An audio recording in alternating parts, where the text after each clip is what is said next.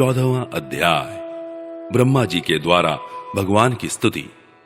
ब्रह्मा जी ने स्तुति की, प्रभु एकमात्र आप ही स्तुति करने योग्य हैं। मैं आपके चरणों में नमस्कार करता हूं। आपका यह शरीर वर्षाकालीन मेघ के समान श्यामल है। इस पर स्थिर बिजली के समान झिलमिल झिलमिल करता हुआ पीतांबर शोभा पाता है। आपके गले में घुंघची की माला, कानों में मकराकृति कुंडल तथा सिर पर मोर पंखों का मुकुट है। इन सब की कांति से आपके मुख पर अनोखी छटा छिटक रही है। वक्ष स्थल पर लटकती हुई वनमाला और नन्ही सी हथेली पर दही भात का कौर, बगल में बेंत और सिंगी तथा कमर की फेंट में आपकी पहचान बताने वाली बांसुरी शोभा पा रही है। आपके कमल से सुकोमल परम सुकुमार चरण और यह गोपाल बालक का सुमधुर वेश, स्वयं प्रकाश परमात्मन, आपका यह श्री विग्रह भक्त जनों की लालसा अभिलाषा पूर्ण करने वाला है। यह आपकी चिन्मय इच्छा का मूर्तिमान स्वरूप मुझ पर आपका साक्षात कृपा प्रसाद है। मुझे अनुग्रहित करने के लिए ही आपने इसे प्रकट किया है। कौन कहता है कि यह पंचभूतों की रचना है? प्रभु, यह तो अपराकृत शुद्ध सत्वमय है। मैं या और कोई समाधि लगाकर भी आपके इस सच्चिदानंद विग्रह की महिमा नहीं जान सकता। फिर आत्मानंद अनुभव स्वरूप साक्षात आपकी ही महिमा को तो कोई एकाग्र मन से भी कैसे जान सकता है?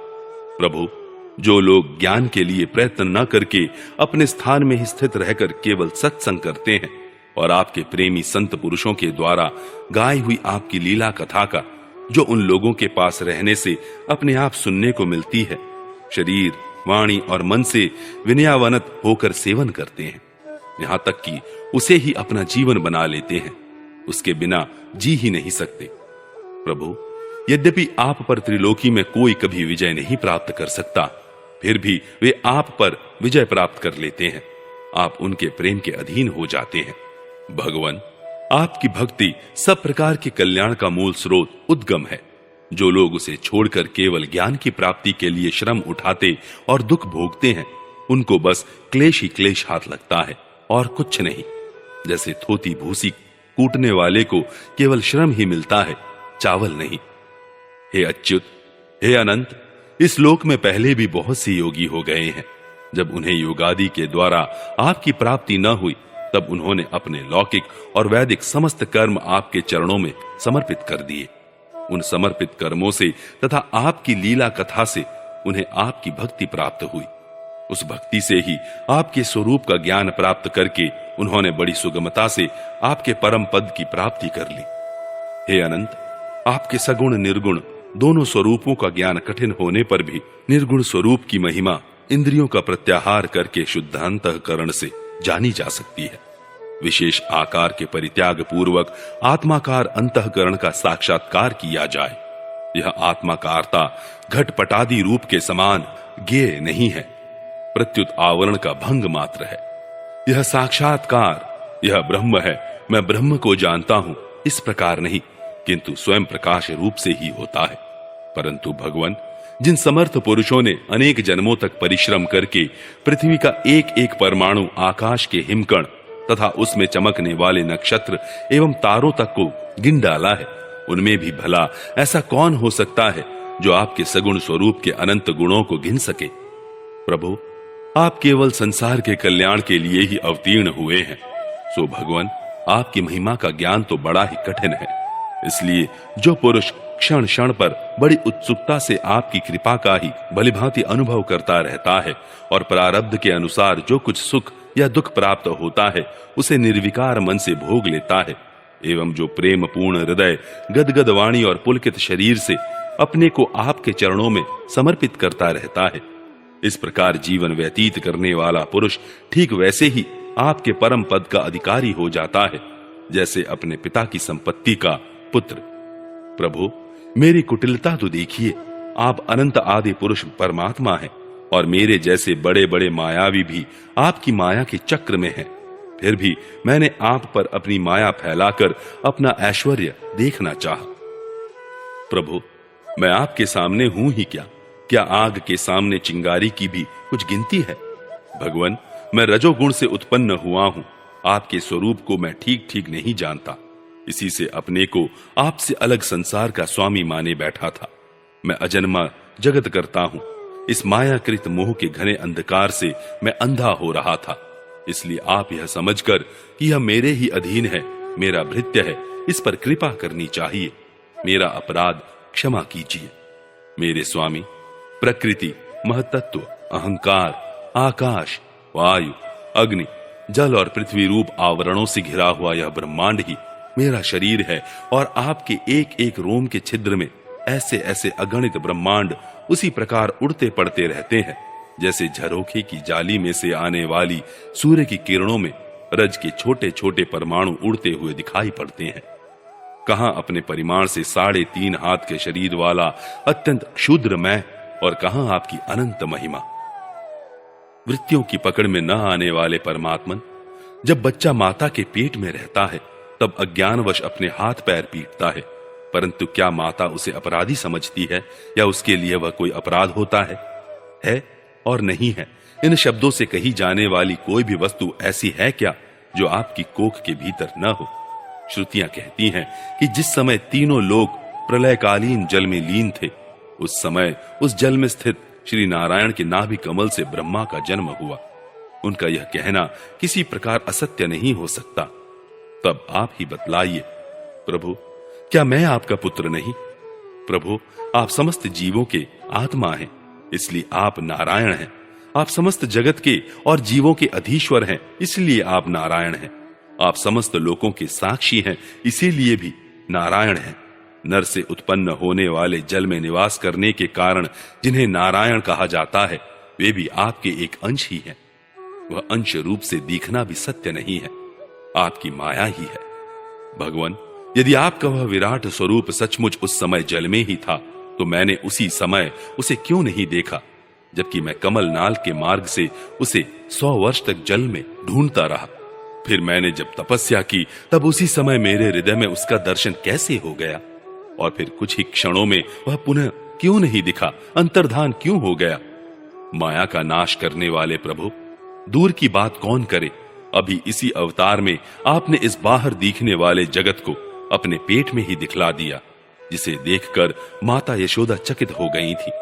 इससे यही तो सिद्ध होता है कि यह संपूर्ण विश्व केवल आपकी माया ही माया है। जब आपके सहित यह संपूर्ण विश्व जैसा बाहर दिखता है वैसा ही आपके उदर में भी दिखा, तब क्या यह सब आपकी माया के बिना ही आप में प्रतीत हुआ? अवश्य ही आपकी लीला है। उस दिन की बात जाने दीजिए, आज की ही लीजिए। क्या आज आपने मेरे सामने अपने अतिरिक्त संपूर्ण विश्व को अपनी माया का खेल नहीं दिखलाया है? पहले आप अकेले थे, फिर संपूर्ण ग्वाल बाल, बछड़े और छड़ी छीके के भी आप ही हो गए। उसके बाद मैंने देखा कि आपके वे सब रूप चतुर्भुज हैं और मेरे सहित सबके सब तत्व उनकी सेवा कर रहे हैं। आपने अलग अलग उतने ही ब्रह्मांडों का रूप भी धारण कर लिया था, परंतु अब आप केवल अपरिमित अद्वितीय ब्रह्म रूप से ही शेष रह गए हैं। जो लोग अज्ञानवश आपके स्वरूप को नहीं जानते, उन्हीं को आप प्रकृति में स्थित जीव के रूप से प्रतीत होते हैं और उन पर अपनी माया का पर्दा डालकर सृष्टि के समय मेरे रूप से, पालन के समय अपने रूप से और संहार के समय रुद्र के रूप में प्रतीत होते हैं। प्रभु, आप सारे जगत के स्वामी और विधाता हैं। अजन्मा होने पर भी आप देवता, ऋषि, मनुष्य, पशु पक्षी और जलचर आदि योनियों में अवतार ग्रहण करते हैं, इसलिए कि इन रूपों के द्वारा दुष्ट पुरुषों का घमंड तोड़ दें और सत्पुरुषों पर अनुग्रह करें। भगवान, आप अनंत परमात्मा और योगेश्वर हैं।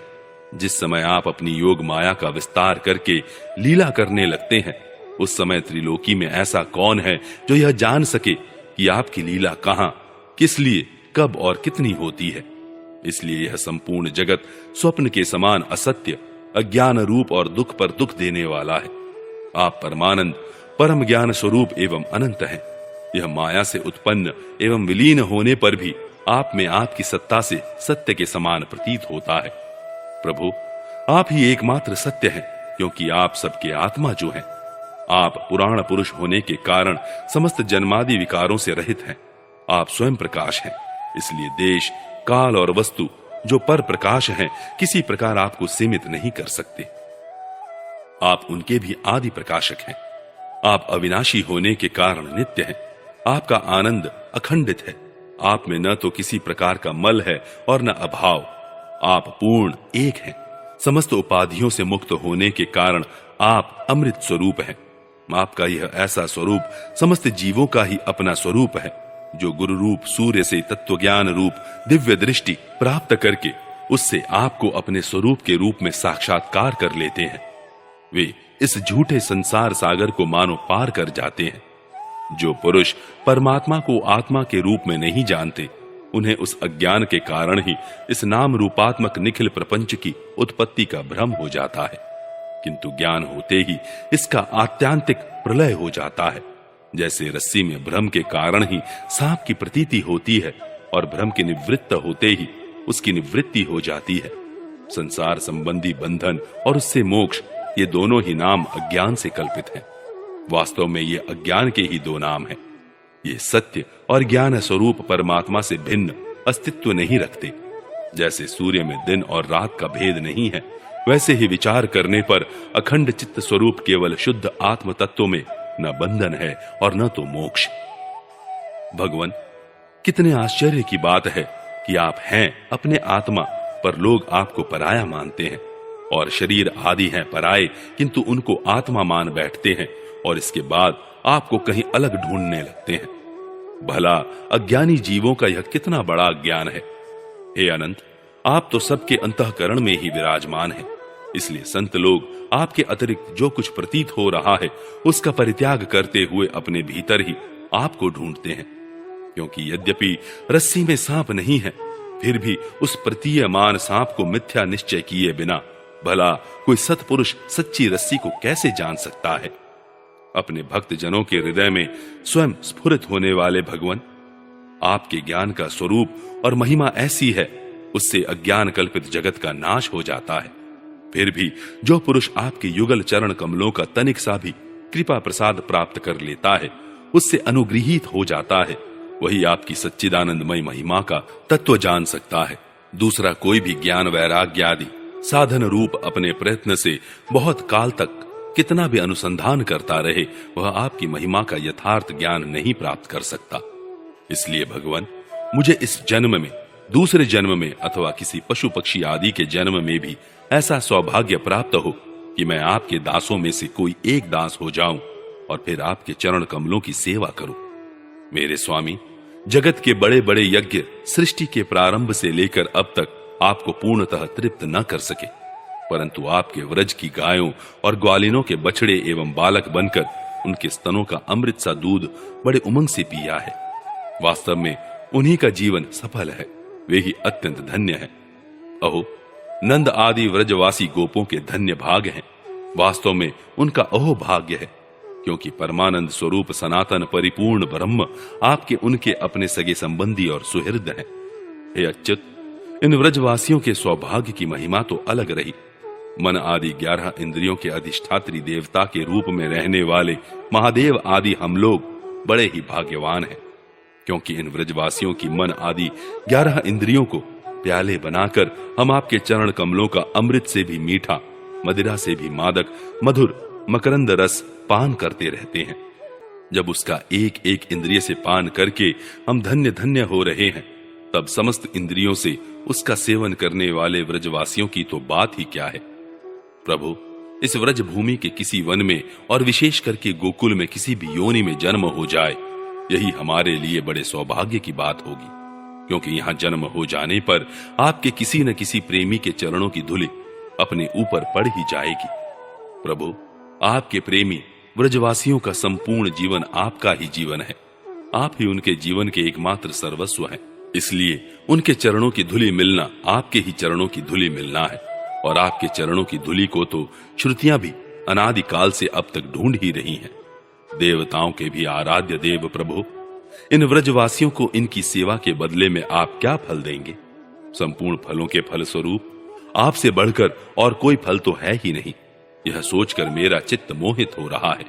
आप उन्हें अपना स्वरूप भी देखकर उऋण नहीं हो सकते, क्योंकि आपके स्वरूप को तो उस पूतना ने भी अपने संबंधियों अघासुर, बकासुर आदि के साथ प्राप्त कर लिया, जिसका केवल वेश ही साध्वी स्त्री का था, पर जो हृदय से महान क्रूर थी।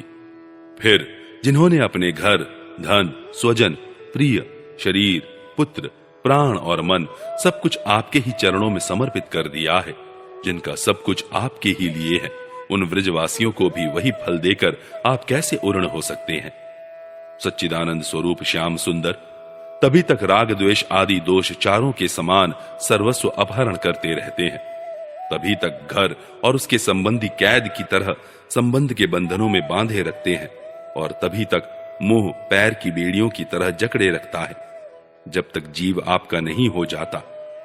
प्रभु, आप विश्व के बखेड़े से सर्वथा रहित हैं, फिर भी अपने शरणागत भक्तजनों को अनंत आनंद वितरण करने के लिए पृथ्वी में अवतार लेकर विश्व के समान ही लीला विलास का विस्तार करते हैं। मेरे स्वामी, बहुत कहने की आवश्यकता नहीं। जो लोग आपकी महिमा जानते हैं वे जानते रहें। मेरे मन, वाणी और शरीर तो आपकी महिमा जानने में सर्वथा असमर्थ है। सच्चिदानंद स्वरूप श्री कृष्ण आप सबके साक्षी हैं, इसलिए आप सब कुछ जानते हैं। आप समस्त जगत के स्वामी हैं। यह संपूर्ण प्रपंच आप में ही स्थित है। आपसे मैं और क्या कहूं। अब आप मुझे स्वीकार कीजिए, मुझे अपने लोक में जाने की आज्ञा दीजिए। सबके मन प्राण को अपनी रूप माधुरी से आकर्षित करने वाले श्याम सुंदर, आप यदुवंश रूप कमल को विकसित करने वाले सूर्य हैं। प्रभु, पृथ्वी, देवता, ब्राह्मण और पशुरूप समुद्र की अभिवृद्धि करने वाले चंद्रमा भी आप ही हैं। आप पाखंडियों के धर्म रूप रात्रि का घोर अंधकार नष्ट करने के लिए सूर्य और चंद्रमा दोनों के ही समान हैं। पृथ्वी पर रहने वाले राक्षसों के नष्ट करने वाले आप चंद्रमा, सूर्य आदि समस्त देवताओं के भी परम पूजनीय हैं। भगवान, मैं अपने जीवन भर महाकल्प पर्यंत आपको नमस्कार ही करता रहूं।